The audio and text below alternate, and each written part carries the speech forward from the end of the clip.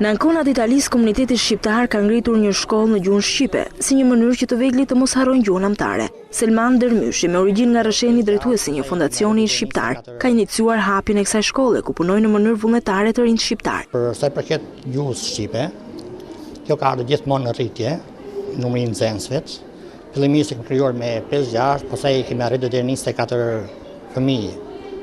Nga një herë, 2 herë në javë, deri në 4 herë në javë. Por ka pas dhe problemet e veta, si pasojë e literaturës, librave, të mësuesve.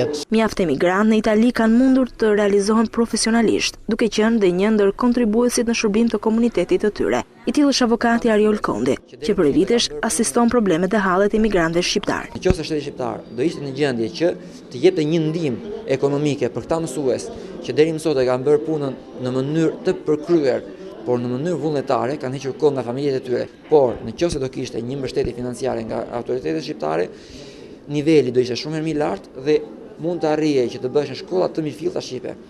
Mosha nuk i kufizon shqiptarët të jenë aktiv në të mirë të komunitetit të tyre.